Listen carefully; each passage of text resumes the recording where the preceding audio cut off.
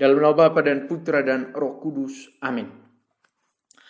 Bacaan dari Markus 12 ayat 38 sampai 44. Pada suatu hari dalam pengajarannya Yesus berkata kepada orang banyak, "Waspadalah terhadap ahli-ahli Taurat. Mereka suka berjalan dengan pakaian panjang dan ingin diberi hormat di pasar. Mereka ingin menduduki tempat-tempat terhormat dalam rumah ibadat dan dalam perjamuan. Mereka merampoki rumah janda-janda sambil pura-pura mengucapkan doa panjang-panjang. Mereka akan menerima hukuman yang amat berat." Sedang duduk berhadapan dengan peti derma dalam kenisah, Yesus memperhatikan bagaimana orang memasukkan uang ke dalam peti derma. Orang-orang kaya memberi banyak. Datang pula seorang janda miskin. Ia memasukkan hanya 2 keping uang tembaga. Lalu Yesus memanggil murid-muridnya dan berkata kepada mereka, "Sungguh, janda miskin ini memasukkan ke dalam peti derma lebih banyak daripada semua orang lain. Orang-orang lain memberi derma dari kemewahannya, tetapi janda ini dari kekurangannya telah memberi segala yang ada padanya, yaitu seluruh nafkahnya." Bapak, Ibu, saudara-saudara yang baik, kita bersyukur kita punya kesempatan bertemu lagi di video di channel ini. 2 sisi yang benar-benar berbeda kita temukan dalam bacaan hari ini. Satu mengambil bahkan secara paksa, merampoki rumah janda-janda. Yang satu, seorang janda miskin memberi dari kemiskinannya 2 keping uang tembaga. Tidak seberapa dibandingkan pemberian si orang kaya. Dikatakan tadi orang kaya memberi banyak. Tetapi si miskin ini, si janda ini, baik dari status di tengah masyarakat, baik dari sisi ekonomi, dia lemah. Tetapi memberi dari ketulusannya, dan Yesus berkata, ini adalah pemberian yang jauh lebih besar. Janda miskin ini memasukkan ke dalam peti derma lebih banyak. Ketika seorang memberi dari keterbatasannya, dari kesulitannya, masih terpikir untuk memberi, Yesus mengatakan itu jauh lebih besar. Menarik juga bahwa 2 hal ini berkaitan tentang hidup rohani. Yang satu itu berpakaian kerohanian, tetapi melakukan yang jahat. Yang satu juga menyangkut hidup rohani dengan memberi derma. Gereja yang kita mengerti sekarang ini sebagai rumah rohani, serentak bisa menjadi tempat berkaryanya si jahat, serentak juga merupakan tempat mengekspresikan kesalehan. Maka dengan percaya buta bahwa seolah-olah semua yang ada di gereja itu baik, saya pikir ternyata tidak benar juga, karena yang berpakaian kesalehan tidak selalu baik, tidak melulu baik.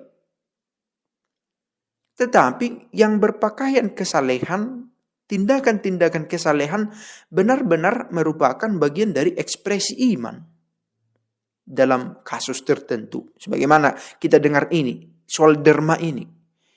Ada orang memakai istilah derma untuk memeras, untuk merampok, untuk meminta secara paksa dalam nama Tuhan. Nah, ada orang memberi dari ketulusannya. Lihat 2 sisi yang berbeda. Jadi gereja sebagai tempat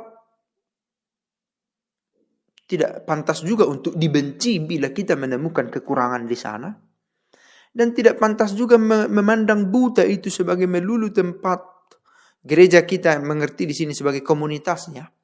Sebagai gereja Kristus tentu kita inginkan dan kita yakini segala yang baik ada di sana. Tetapi di gereja yang kita pelihara ini, yang kita ikuti ini, yang kita biasakan ini, kita sedang mencari gereja Kristus di sana. Sedang menghidupi gereja Kristus. Tetapi karena ini serentak karya manusia juga, ada yang kurang. Itulah penyelewengan yang dilakukan oleh ahli Taurat tadi yang kita dengar di sana. Dan tidak ada yang benar-benar baru di bawah matahari, kata orang. Yang dituliskan ini aktual juga sampai sekarang terjadi. Maka persoalan bukan pada gereja sebagai komunitas, tetapi pada orang-orang yang ada di sana. Kembali ke hati masing-masing. Kan ada orang dikatakan tadi yang merampok rumah janda-janda sambil berpura-pura mengucapkan doa panjang-panjang. Intensional itu. Orang berpura-pura itu tahu tujuannya apa, tahu caranya apa. Dan ia bersembunyi di balik cara untuk mencapai tujuan yang mau dia cari. Ini contohnya dengan doa panjang-panjang. Padahal doa dalam dirinya baik, kan begitu ya. Berbicara dengan Tuhan, menyampaikan keinginan, sukacita, keluh kesah dan juga cerita banyak, tidak melulu yang buruk. Berdoa itu baik. Tetapi orang memakai tampilan berdoa untuk menipu, terjadi. Dan itu adalah kepura-puraan. Dan itu adalah dosa. Intensinya, maksudnya sudah buruk sejak semula. Nah, kita melihat teladan baik ini saja, kan begitu ya. Dengan tetap menyadari ada kemungkinan yang buruk. Tetapi janganlah pula kita mengabaikan janda yang sangat murah hati ini karena terlalu memusatkan perhatian pada yang kurang. Dan itu seringkali terjadi. Banyak orang memandang sebelah mata gereja karena menemukan kejahatan di dalam gereja. Buatlah daftar. Sekarang ini makin banyak dibunyikan, disuarakan. Oh, pastor ini, pastor itu melakukan yang jahat, melakukan ini dan itu. Benar. Tapi kita tidak bisa juga menutup mata terhadap janda-janda lain yang dari kekurangannya mengekspresikan iman. Dan benar-benar menginspirasi. Jangan-jangan kita juga punya cerita masing-masing tentang melihat orang beriman di gereja kita yang dengan tulus beriman. Dari keikhlasannya, merayakan imannya. Dan orang yang ikhlas merayakan imannya di gereja, mengalami buahnya dalam kehidupan sehari-hari. Dan memang orang yang menghidupi imannya dalam kehidupan sehari-hari, itulah yang dibawanya ke dalam gereja. Maka berbanding lurus itu. Orang yang benar-benar merasakan pengalaman personal yang ilahi, yang suci, bertemu dengan Tuhan di gerejanya, membawa buah-buahnya itu ke dalam hidup sehari-hari. Tetapi sebaliknya, orang yang kering, yang dangkal dalam dua-duanya, tentu tidak membawa buah untuk dinikmati, baik diri sendiri, baik orang lain di kehidupan nyata. Si janda miskin ini, bagaimana dia bisa sanggup memberi, menderma, bahkan dalam kekurangannya? Dari sudut pandang kita dia mengalami kekurangan. Tetapi tidakkah orang yang memberi itu, yang bisa membagikan apa yang dia miliki bukan hanya untuk dia, tetapi juga untuk orang lain. Dari sudut pandang kita, dia kekurangan, tetapi dia sanggup memberi.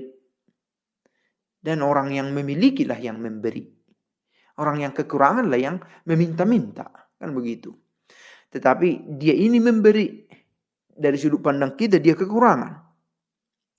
Berarti dia memiliki sudut pandang yang lain tentang hidupnya, tentang kebutuhannya, sampai ia sanggup memberi.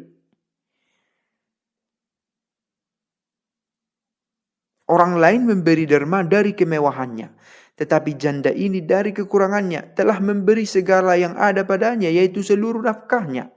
berarti dia memiliki sesuatu yang lebih besar daripada nafkah itu, atau mendapatkan sesuatu yang lebih mahal, maka dia sanggup memberi dari materi yang dia punya.